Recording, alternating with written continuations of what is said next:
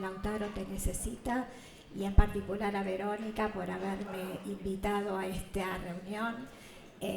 Yo, a diferencia de las charlas anteriores, trabajo tras bambalinas. Yo no veo pacientes. Yo soy, además de ser profesora titular de la Cátedra de Química Biológica Patológica, donde enseñamos todas estas enfermedades a nuestros estudiantes de la carrera de bioquímica.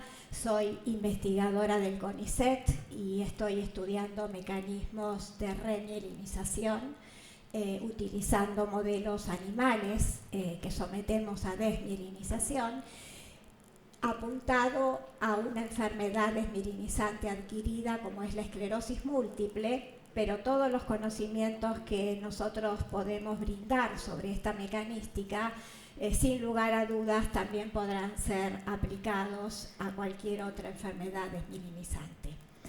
Verónica me pidió que les hablara de ensayos preclínicos y clínicos. Yo no soy una experta, no soy médica, no trabajo en una farmacéutica. Sí puedo hablar de los preclínicos porque justamente ahora vamos a empezar un proyecto con empresas que están invirtiendo dinero para probar nuevas moléculas que puedan favorecer el proceso de remilinización. Así que siéntanse libres de interrumpirme, no me molesta, pregúntenme lo que no entiendan y si alguno de los médicos presentes quiere hacer alguna acotación a lo que yo diga porque maneja más el tema, bienvenido sea. Vamos a hablar entonces qué son los ensayos preclínicos y clínicos, y estos ensayos tienen que ver con el descubrimiento de un nuevo... ¿Cuál es el...? Con el descubrimiento de un nuevo medicamento, y esto pasa, la primera etapa es contar con una molécula que puede ser conocida o no, que puede ser de origen biológico o de origen químico, y esa molécula, por alguna razón, gatilla en un científico el interés por ver si puede tener un efecto sobre alguna patología o sobre algún signo clínico. Entonces, cuando esto pasa, esa molécula ingresa a lo que se llama preclínica, donde se van a llevar a cabo una serie de estudios. En la fase preclínica no participa el ser humano, en la fase preclínica se trabaja con cultivos celulares, ya sea primarios, que son extraídos directamente de animales de experimentación, como cultivos de células de líneas celulares, que pueden ser de origen humano en algunos casos. Y luego, cuando esa fase preclínica está aprobada por los organismos de control de aprobación, que como dijo la doctora Espécola, FDA es la que controla en los Estados Unidos, el EMA es en Europa y el ANMAT es en nuestro país, y bueno, acá hay gente de Brasil que tendrá sus organismos de control, al igual que los otros países. Pasada esa etapa preclínica y pasada esa aprobación, esa molécula que se llama molécula farmacológica o ingrediente farmacológico activo dentro de esta jerga, entra en la fase clínica. La fase clínica sí es la prueba en humanos.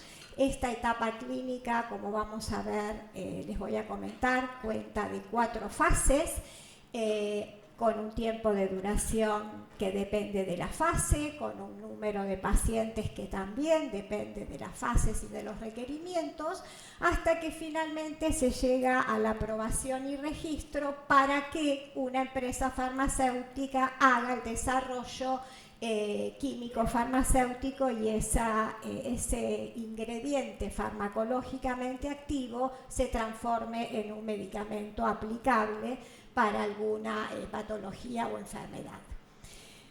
Para que ese agente potencialmente terapéutico pase a ser un medicamento, les aseguro que tiene que recorrer un largo camino que va desde el laboratorio hasta el paciente.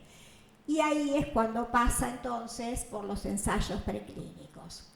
Los ensayos preclínicos, como podemos ver en esta imagen, que son la segunda columna de la imagen, se estudian los mecanismos de acción de esa molécula. En esta fase les puedo contar ejemplos porque es lo que yo en particular hago como parte de mi proyecto de investigación. Esas moléculas, por ejemplo, yo trabajo, como les dije, tratando de indagar sobre los mecanismos involucrados en el proceso de remielinización que acompañan o que sigue a una desmielinización. La desmielinización es la pérdida de la membrana mielínica, que es esa membrana que, como dijeron las doctoras previas, recubre al axón por fragmentos y que permite que la conducción del impulso nervioso se realice en forma saltatoria y por ende a mayor velocidad. Esa membrana la fabrica, por decirlo de alguna manera, el oligodendrocito, que es la célula encargada de fabricar esa membrana alrededor del axón en el sistema nervioso central. Si ese oligodendrocito se muere, por ejemplo, en el caso del CRABE por la toxicidad de la psicosina, en el caso de la leucodistrofia metacromática porque se acumulan los sulfátidos que terminan destruyendo al lisosoma y a la célula, y así podemos ver la mecanística de las distintas patologías. Si ese oligodendrocito se muere, esa membrana cae. Y la consecuencia de eso, además de lentecer la transmisión del impulso nervioso, si no existe una respuesta, que es la remielinización, se produce la neurodegeneración, porque hay un diálogo entre el axón, que es el proceso largo de la neurona, que es la que hace sinapsis con otras neuronas o con el tejido blanco final, y el oligodendrocito, de modo tal que si se destruye el axón, se va a morir el oligodendrocito, y si se muere el oligodendrocito, se va a destruir el axón, y esa va a ser una neurona que se pierde, y se va a perder en forma irreversible. Entonces, yo en particular les digo que estudio un proceso de desmielinización con las enfermedades desmielinizantes pueden ser genéticas, y en ese grupo están las leucodistrofias, o pueden ser adquiridas. Dentro de las adquiridas, la más conocida y la de mayor relevancia por su incidencia en el mundo es la esclerosis múltiple. Y a eso están apuntando nuestros estudios, a tratar de encontrar mecanismos que puedan favorecer, en el caso de esclerosis múltiple, que ese oligodendrocito que se murió sea reemplazado por un nuevo oligodendrocito con capacidad de formar nuevamente esa vaina de mielina que se perdió. Y acá son importantes las células neurales de las que le habló la doctora Espécola. Nosotros cultivamos esas células neurales. En el cerebro adulto existen dos zonas que tienen la capacidad de generar estas células neurales. No vale la pena que se los mencione los nombres, zona subventricular, giro dentado del hipocampo, no importa, pero en esas zonas son las únicas dos zonas que en el sistema, en el cerebro del adulto hay capacidad de generar nuevas neuronas, pocas, sobre todo en el giro dentado, y estas células de la glía, como son los astrocitos y los oligodendrocitos de los que las doctoras les estuvieron comentando. Nosotros cultivamos esas células, nosotros sacamos de animales de experimentación, yo trabajo en particular con ratas y ratones, sacamos esa zona y después de un proceso obtenemos las células, las cultivamos y sobre esos cultivos probamos moléculas que puedan desviar esa stem cell a que sea un oligodendrocito. Y de esa manera podemos encontrar blancos terapéuticos para poder favorecer el proceso de remilinización. También tenemos cultivos de las células microgliales, de las que les hablaron las doctoras, que forman parte de la respuesta inmune innata y que son los Pac-Man. Son esas células que van a censar cuando hay un proceso inflamatorio a nivel del sistema nervioso central y van a gatillar todos los mecanismos de defensa para que en una primera etapa la inflamación contribuya a la defensa y en una segunda etapa a favorecer, por ejemplo, los mecanismos de remilinización. Y también cultivamos astrocitos, que también se los mencionaron, que son estas células tan importantes en la relación del metabolismo entre la neurona y el astrocito, porque hay mucha conexión en el metabolismo de neurotransmisores, energéticos y demás. Entonces, de esta parte les puedo hablar porque en esto trabajo y es la parte mecanística. Además tenemos animales que para poder estudiar una remilinización lo tengo que desmielinizar primero, porque tengo que tener el modelo enfermo para ver después el efecto de esa molécula. Nosotros usamos dos modelos de desmielinización tóxica que le damos a los animales. Uno es focal, inyectándole una droga que le daña la mielina localmente al cerebro del animal, que se llama lisolecitina, y la otra es dándole un tóxico vía oral, que se llama cuprizona, no importa, y entonces esos animalitos nos sirven a nosotros para poder probar tratamientos, toxicidad, efectos de distintas moléculas. Toda esa parte tiene que ver con lo que dice estudio del mecanismo de acción del fármaco, pero además hacemos estudios de toxicidad y de las pruebas ADME, que lo que hacen es estudiar cómo se absorbe esa molécula, cómo se distribuye, cómo se metaboliza y cómo se excreta.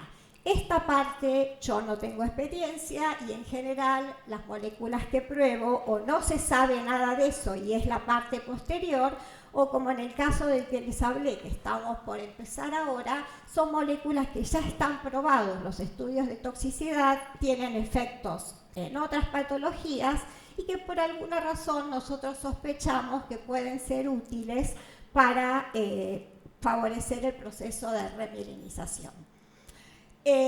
Como les dije, en esta primera etapa de preclínicos tiene que estar aprobada por una entidad reguladora, que es la FDA en Estados Unidos, el EMA en Europa y el ANMAT en nuestro país. Es importantísimo tener en claro que en esta etapa no participa el ser humano. Todos los estudios se deben realizar en cultivos de células y en animales.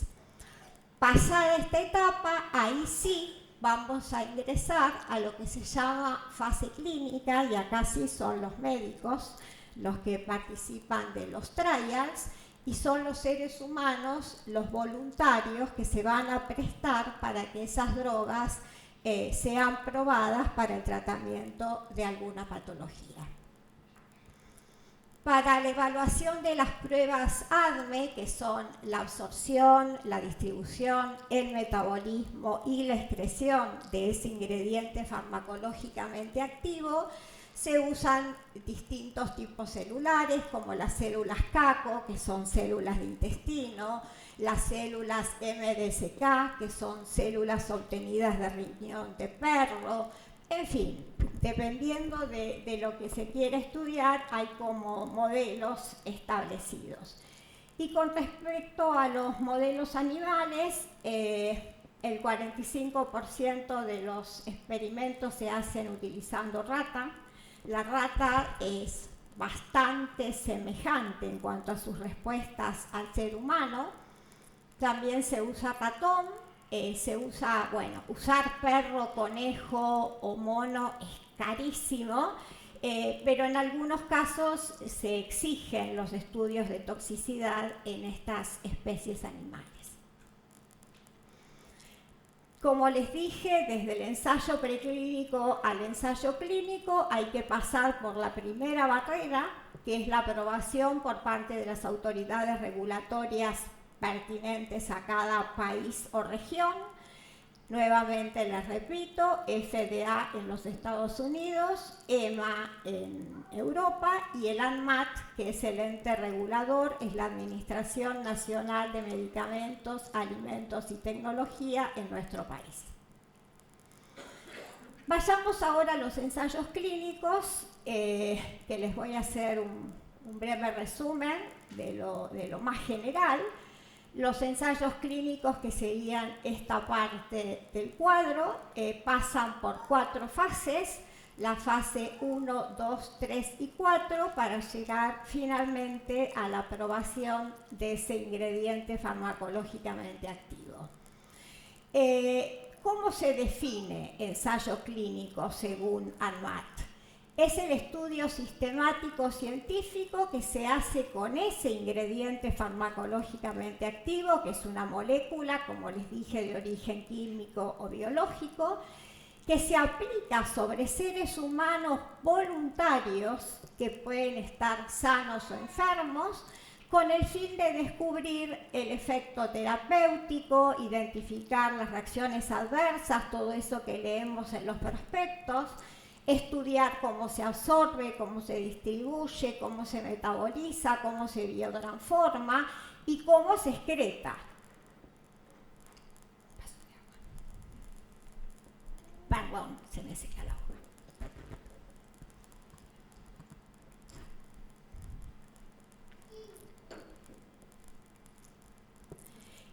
¿Todas las personas pueden participar en un estudio de farmacología clínica?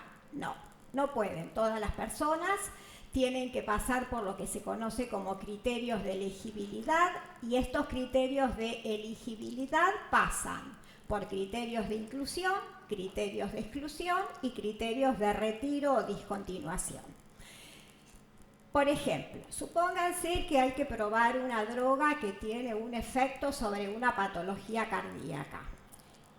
Y cuando se hace la fase 3, que la vamos a ver ahora, es una fase donde se hace un estudio comparativo de esa droga, de ese ingrediente nuevo farmacológicamente activo y un placebo.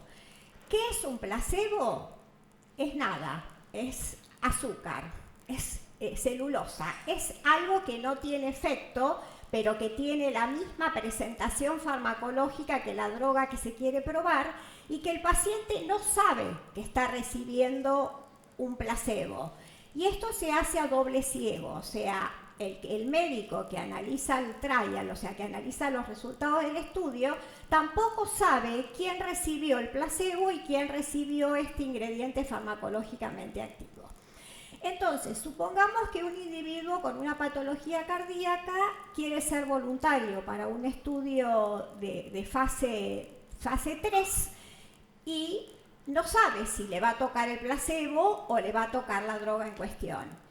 Y ese individuo resulta ser que no puede suspender su medicación. Y obviamente para participar de un estudio clínico no puede estar tomando otra medicación que tenga efectos sobre lo que se quiere buscar el nuevo medicamento.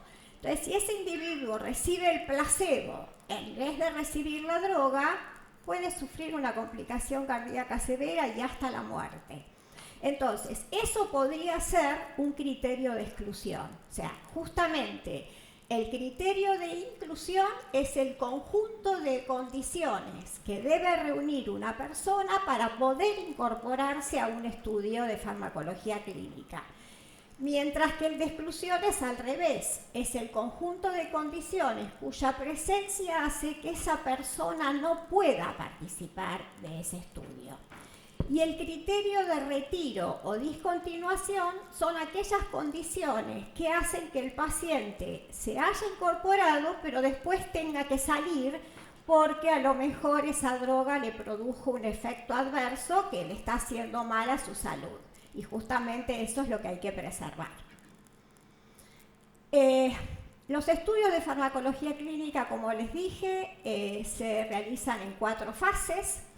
La fase 1, ¿en qué consiste? Justamente en el primer paso, que es introducir un ingrediente farmacológicamente activo que ya pasó por los estudios preclínicos y se demostró su eficacia para algo en particular, y que sea probado ahora en seres humanos. ¿Cuál es el objetivo de probarlo en seres humanos?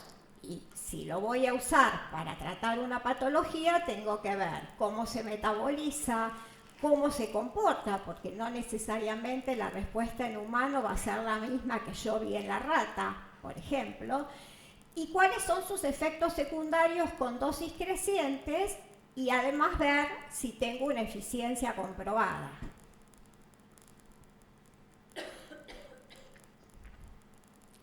¿Cómo se llevan a cabo estos estudios de fase 1? Estudiando las variaciones entre subpoblaciones de individuos y además viendo cómo actúa esta droga, si se da con las comidas. Cuando ustedes leen un prospecto ven que dice no consumir con la comida o debe consumirse junto con la ingesta de alimentos. Todo eso que vemos escritos en esos largos prospectos surge justamente de todos estos estudios. ¿Quiénes participan? Sujetos voluntarios en general. Esta fase, la fase 1, es para voluntarios sanos. Podrían participar pacientes, pero se espera que sean voluntarios sanos. Estos pacientes se hospitalizan por lo general, porque como no sé qué puede producir esa droga, ese nuevo ingrediente en un ser humano, tiene que haber un control estricto de la salud de esos pacientes. Otra característica de esta fase es que los tiempos de estudio son cortos, son de varios días a varios meses, y que el número de individuos sobre los que se prueba no es importante que sea muy grande. Una vez que la fase 1 se cumplimentó, es justamente la base para el uso del producto en las fases sucesivas. O sea, ya los probamos, vimos que no le produjo efectos adversos que atentan contra su salud, ya sabemos cómo se metaboliza, y entonces ahora sí vamos a pasar a la fase 2.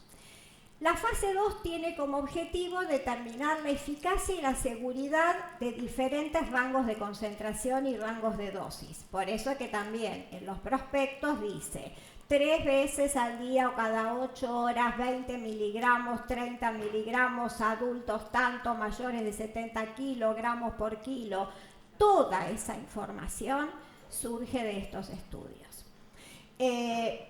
Y además hay que establecer las relaciones dosis-respuesta. Es esperable que a mayor dosis, mayor respuesta, hasta que la respuesta no sube y que el medicamento comienza a tener efectos adversos o tóxicos. Estos estudios tienen la particularidad de que son más largos, son de varios meses hasta 2 años, y que el número de individuos debe ser pequeño pero homogéneo de pacientes, y en general se espera que entre 10 y 40 pacientes participen de los estudios de fase 2. Estos estudios de la fase 2 son los que van a dar las bases sólidas para que este ingrediente farmacológicamente activo pase a la fase 3. En la fase 3 hay que empezar a estudiar el balance entre beneficio-riesgo a corto y largo plazo de ese medicamento, cuáles van a ser las formulaciones propuestas, va a ser vía oral, va a ser endovenosa, va a ser en cápsulas, va a ser, bueno, todas estas, esto tiene que ver con la solubilidad de la droga, tiene que ver con cómo se absorbe. Hay que determinar el valor terapéutico de manera general, hay que explorar el tipo y perfil de las reacciones adversas que produce este fármaco, y además las interacciones relevantes, porque ustedes también leen, no consumir si toma hipoglucemiantes orales, no consumir junto con antidepresivos.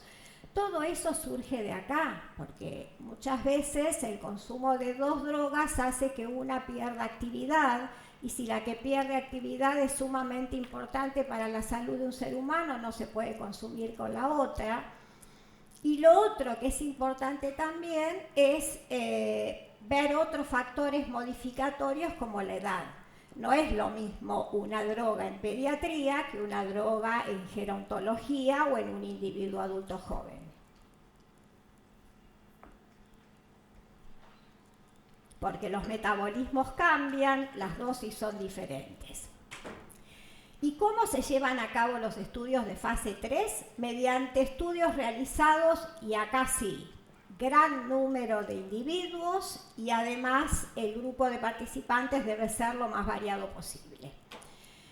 Estos estudios duran entre 1 a varios años e incluyen varios cientos de pacientes. Y en esta fase es donde se llevan a cabo los estudios comparativos. Es decir, ¿es lo mismo dar la droga que no darla? ¿Es lo mismo esta droga que quiero sacar nueva al mercado que la otra que era para lo mismo y ya existe? Y así es como surgen las distintas variaciones del ibuprofeno, así es como se usó hace años el clofhidrate como hipocolesterolémico hasta que se vio que producía cáncer hepático y le cambiaron un compuesto de posición en su fórmula química y apareció otro de la misma familia. Y entonces, en este estudio es el último ya para que pasen a la fase 4. Y la fase 4 es cuando ya se aprobó ese ingrediente farmacológicamente activo y ahora hay que establecer el valor terapéutico, las nuevas reacciones adversas, confirmarlas ya existentes y cuáles van a ser las estrategias del tratamiento. Todo esto, creo que lo puse igual en una de las imágenes, pero lleva aproximadamente 10 años la aprobación desde que un ingrediente farmacológicamente activo ingresa a toda esta cadena hasta que sale la forma farmacéutica, pasan aproximadamente 10 años y con un costo altísimo. Es mucho dinero lo que invierten las empresas farmacéuticas para poder sacar un medicamento al mercado. Por supuesto que después les va a redituar en recuperar esa inversión, ¿sí? De esto se trata, pero realmente es muy costoso. Y otra cosa importante es que de cada 10 ingredientes farmacológicamente activos que ingresan al sistema o a esta cadena, solo uno llega a ser aprobado como medicamento. O sea que es el 10% de las drogas que se presentan. Y las razones por las cuales se puede interrumpir el estudio de un fármaco es porque haya problemas en la absorción, distribución, metabolismo o excreción, que eso se lleva el 45% de las drogas, que no tenga la eficacia esperada, un 28%, que haya toxicidad in vivo. Cuando hablamos de in vitro, hablamos de células en cultivo, y cuando hablamos de in vivo, hablamos o de animales o de seres humanos. Por motivos comerciales, también un 6% de las drogas se interrumpen por motivos comerciales, y por efectos adversos un 10%. A su vez, el tipo de pruebas que se requiere para que se apruebe el desarrollo de un fármaco depende del tipo de medicamento. No es lo mismo un medicamento químico que de origen biológico o de origen biotecnológico, donde aparecen bacterias, virus y demás. Del tipo de pacientes, que es un poco lo que decíamos, una droga cuando se estudia se sabe si es tóxica. El ejemplo de la talidomida, que fue la gran catástrofe farmacológica que produjo tantos chiquitos con teratogenia, con malformaciones, que era una droga que se usaba como para impedir el vómito en las mujeres embarazadas. Entonces hay que tener muy claro si la droga es tóxica para mujeres embarazadas, para niños, para ancianos. El tipo de patología, hay patologías como por ejemplo las oncológicas, para las cuales es un mundo aparte, y vamos a ver, les voy a contar un poquito de las enfermedades raras o poco frecuentes que también tienen un tratamiento diferencial.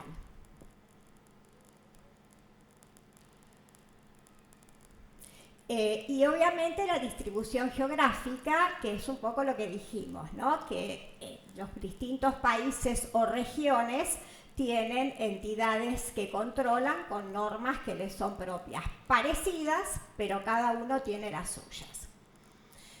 Hoy hablamos de terapias avanzadas, que son las que mencionaron las doctoras previamente, la terapia génica, medicamentos de terapia celular somática y medicamentos de ingeniería tisular, que también tienen un tratamiento diferencial.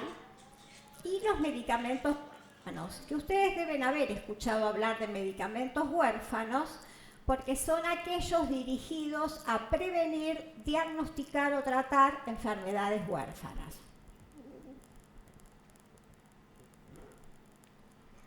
Y las enfermedades huérfanas son las que padecen los chiquitos que tenemos presentes hoy acá. Son aquellas enfermedades cuya incidencia es muy baja y que no existen alternativas adecuadas para cubrir sus necesidades. Entonces, para estas, el descubrimiento entonces, si redondeo un poco, el descubrimiento de una nueva molécula hasta que llega a la comercialización tarda aproximadamente 10 años con un costo muy alto y solo un 10% de esas moléculas ensayadas va a tener un efecto terapéutico y va a entrar en el mercado farmacéutico. Entonces, desarrollar un medicamento que esté dirigido para tratar una enfermedad rara no permite que el capital invertido se recupere.